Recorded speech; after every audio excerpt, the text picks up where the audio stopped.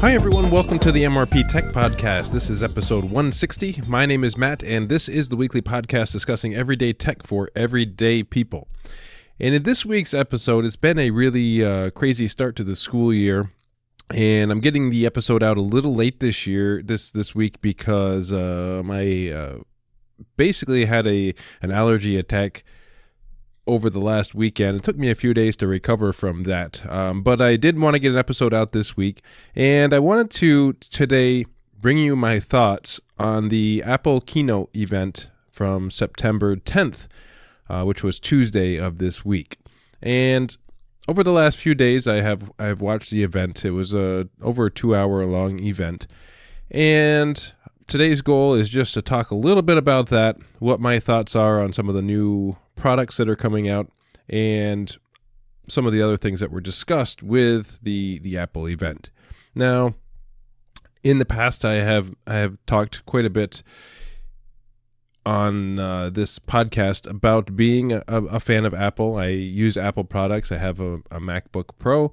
It's an older one at this point in time. I do have an iPad, and I have the new iPhone XR I just purchased in June, if you remember me reluctantly talking about that when my previous iPhone 6S bit the dust, so to speak.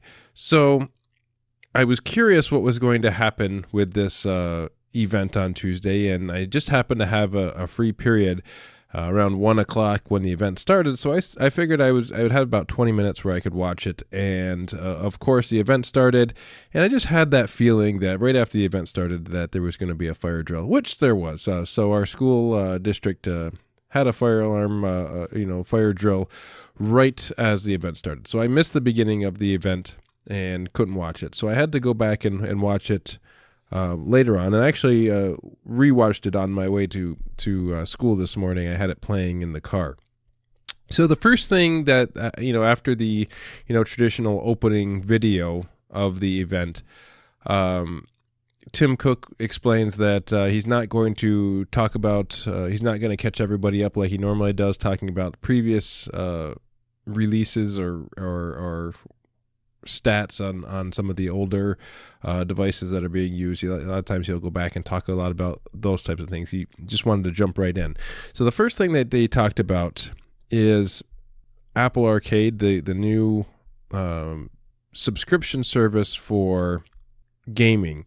And I'm not a huge game player. I don't play a lot of games. So for me, this wasn't really all that appealing, all that interesting.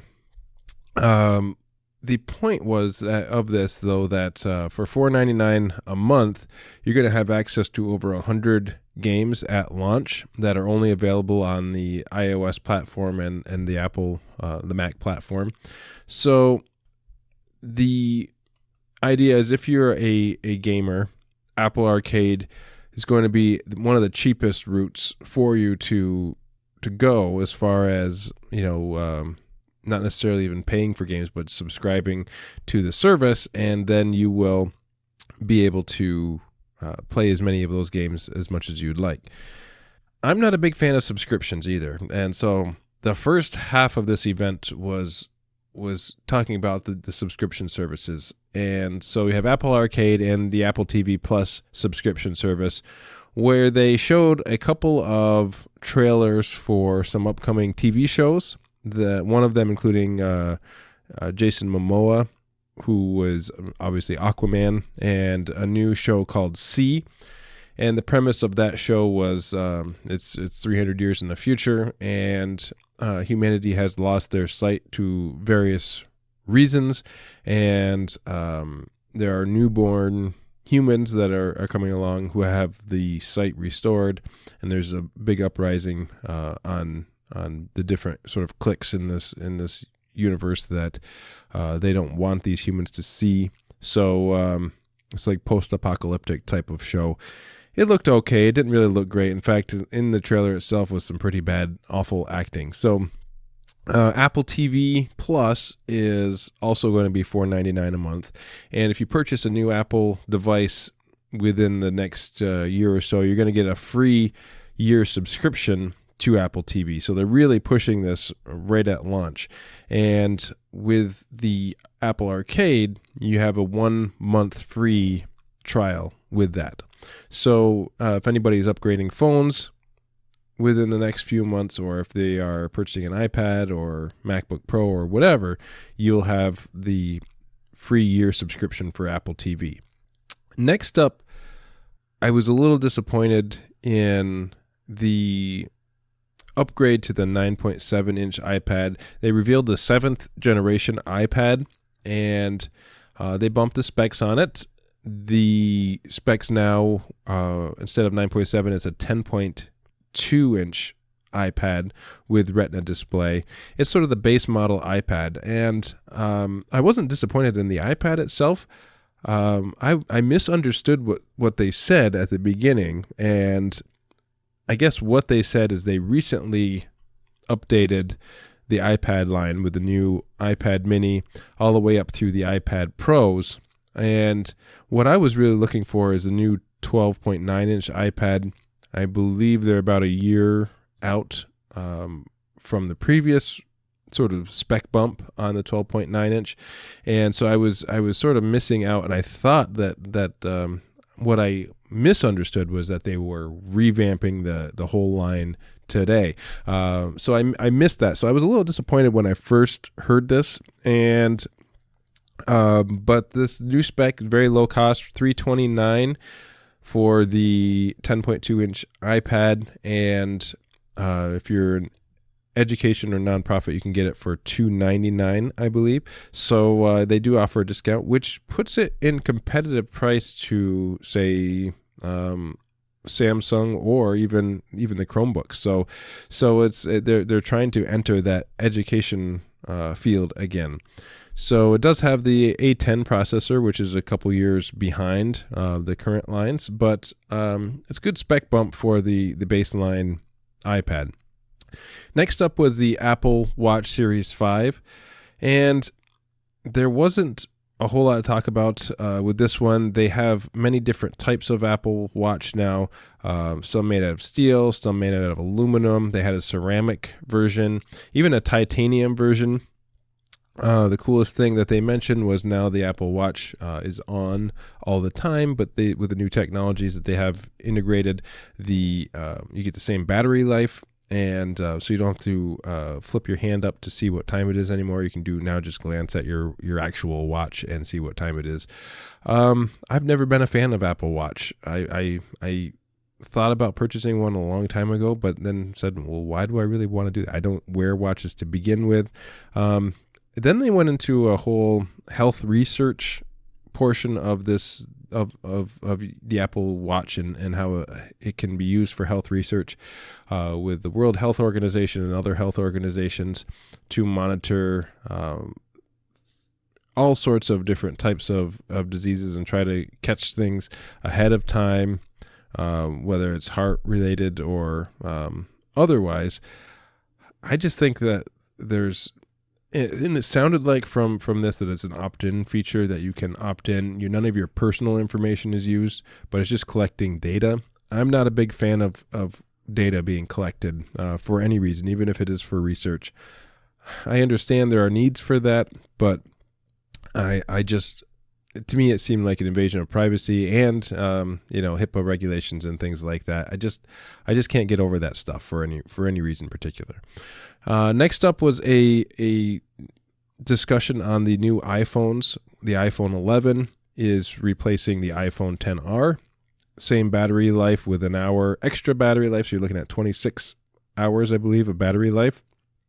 The iPhone XR has had the best battery life of the iPhones, and I can speak for that because I have been trying it. It's the most popular iPhone at this point, I believe, and a lot of people are really enjoying that extra battery life. So the iPhone 11 is now available for $699, which was $50 cheaper than the iPhone XR. So I'm surprised to see that. So that kind of impressed me, that they actually reduced the price of that.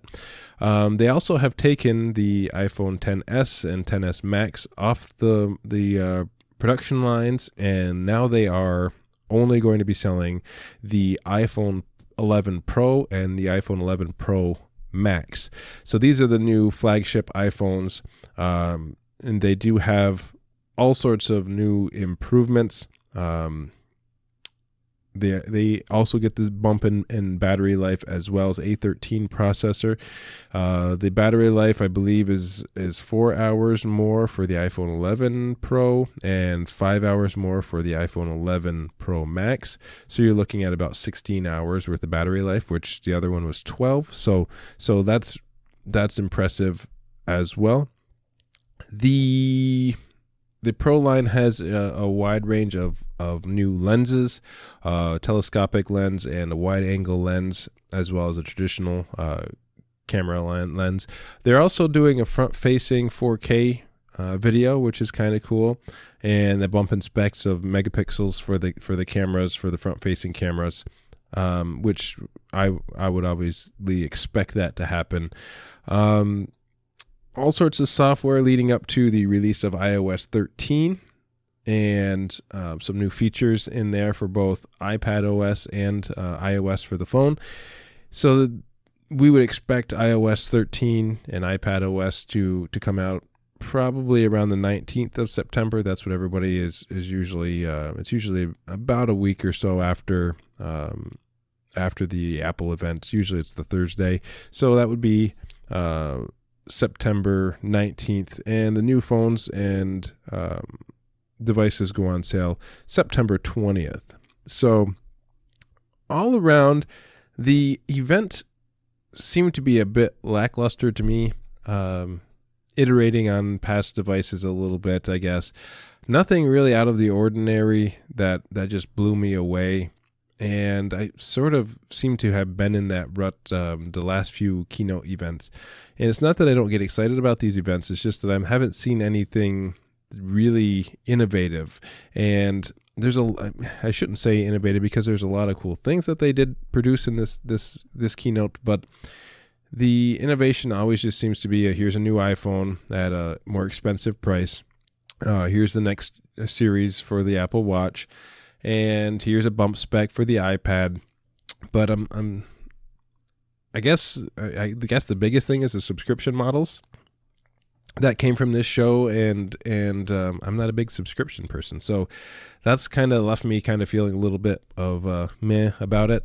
But the information is available online. There's highlights from Apple I'm going to put in the show notes in case you're curious, and obviously a few other places like CNET and The Verge and a few other places go a little bit more in depth than I'm going. Just wanted to cover it in case those of you who are out there missed it. So it was a event that everybody looks forward to in September, talking about those new devices leading up to the holiday season. And maybe there'll be another event in October with another, maybe the next iPad 12.9 event, bump spec, that type of thing. Usually they do something a little smaller in October, so maybe there's that. I was really looking forward to the bump spec of the iPad 12.9. I'm hoping that it comes out at some point in time in the future, before not too long. But with this, it's Apple. Everybody's going to go in a mad rush to get these new devices out for the holiday season. I'm happy with what I have. It works. It's not something that I really need to. I don't have anything that needs replacing at this point in time. So I wasn't all that thrilled about this particular event. And what I have seen Apple make changes in is that now the iPads are 100% recycled aluminum casings on the iPad and the iPhone, which is interesting. It's the first time they've had that available on their devices, and so they have been trying to become a more environmentally friendly company, which is nice to see.